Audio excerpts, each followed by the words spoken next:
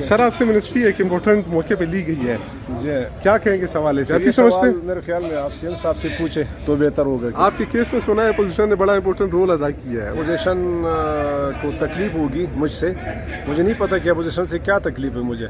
आपने इजाज़त नहीं ली थी सर? इजाज़त लेने की कोई यहाँ पे ज़रूरत ही नहीं होती है। PSDP में आपके स्कीमात पर सुना है कट लगाया गया, तो इनकी मर्जी है। बड़े बेबस नजर आ रहे हैं सर आज आप। सीएम साहब की मर्जी है, कर ले, कोई मसला नहीं। उम्मीद है कि बहाल हो जाएंगे आप? उम्मीद हर वक्त दुनिया उम्मीद पे कायम है।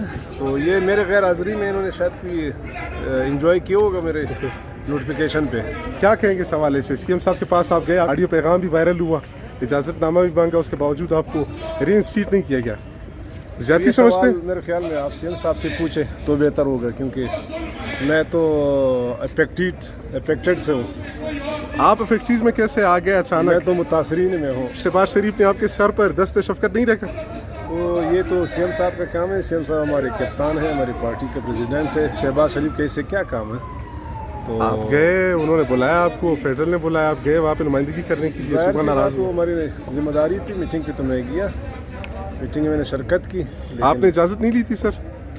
इजाज़त लेने की कोई यहाँ पे ज़रूरत ही नहीं होती है, क्योंकि एनडी मिनिस्टर वहाँ पे मुख्तलिफ़ कमेटियों के मेंबर होते हैं, तो वहाँ जाना तो चाहिए। बलूचिस्तान की नुमाइंदगी तो अब तो हकूक़ भी मिल गए, वफाक ने सूबे को मना भी लिया है, आपकी मिनिस्ट्री बहाल होगी नहीं होगी? बहाल हो जाएगी, कोई मुश्किल नहीं है। हमारे घर की बात है। सीएम साहब हमारे अपना PSDP में आपके स्कीमात पर सुना है कट लगाया गया है। सीएम है, हमारी पार्टी के प्रेसिडेंट है, तो उनके हर फैसला हमारे लिए सारे चेशम कबूल है, कोई मसला नहीं। PSDP में आपके स्कीमात पर सुना है कट लगाया गया है। तो